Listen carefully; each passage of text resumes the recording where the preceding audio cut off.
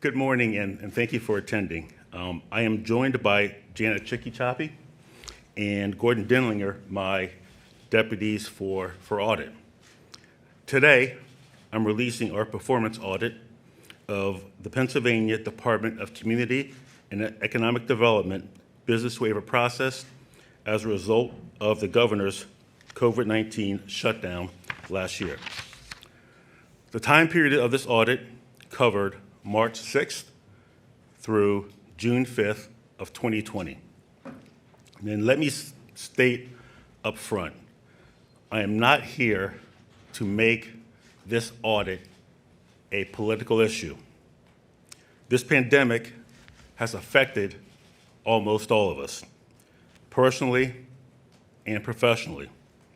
And we are still dealing with a serious public health issue. This was an unprecedented global event that exposed vulnerabilities in many aspects of our society and our government. And we have an opportunity to learn from it. This audit report recommends ways that Pennsylvania can do a better job should we be faced with such a serious challenge again. Our audit revealed a flawed process that provided inconsistent answers to business owners and caused confusion. While the pandemic certainly presented some unique challenges, the waiver process was hastily assembled on the fly and unevenly administered. This process should be reformed before anything like this is ever used again.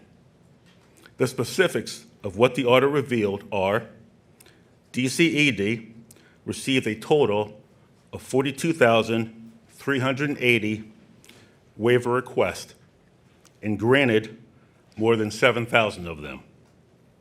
DCED said roughly 1/3 of those requests came from businesses that did not need to apply for a waiver. Now, that alone is strong evidence that business owners were confused by the state's guidance on life-sustaining businesses.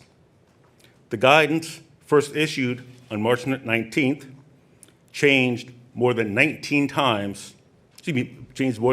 times before May 28th.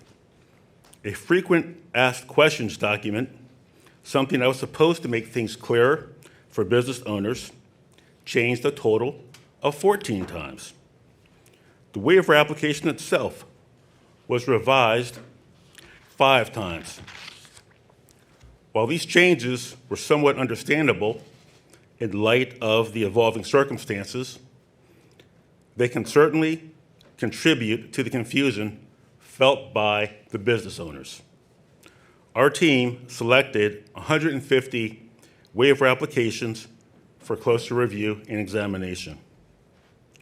Auditors felt the final responses issued to 103 of the applications appeared reasonable. They questioned the responses to the other 45 applications.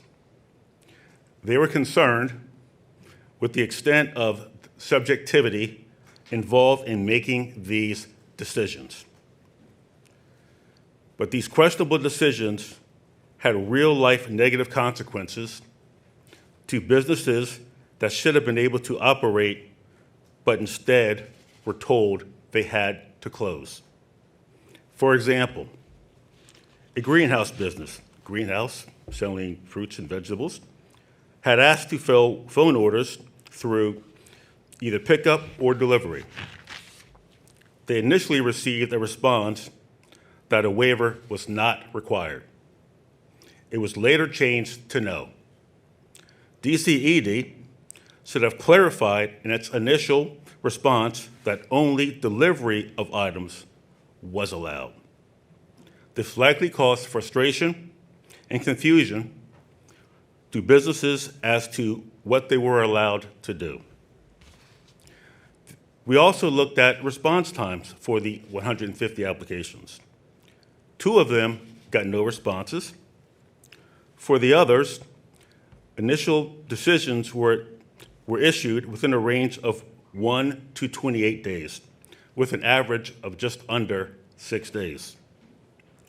When the future of your business may be hanging by a thread, waiting even just a few days for an answer can feel like an eternity.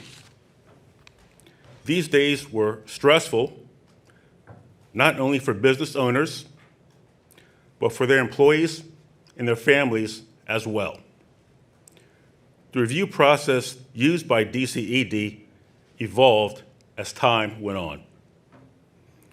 Early applications were handled differently than those that came later, when an extra layer of review was added, sometimes including attorneys. Business that used certain keywords in their applications got favorable but questionable responses. For example, reviewers were looking for certain phrases, such as a statement that a business was serving healthcare providers or that it would not serve customers in person. The tracking databases used by DCED did not include each decision made, but only the final determination. Some businesses reached out to trade groups, legislators for help because there was no formal appeal process.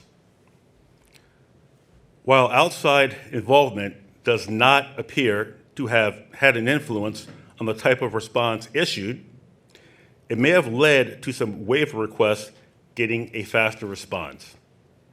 And getting prompt answers should not depend on whether or not you have the right connections in Harrisburg. In all, our audit has 5 findings and 22 recommendations. Should a waiver program or anything like this be ever needed again?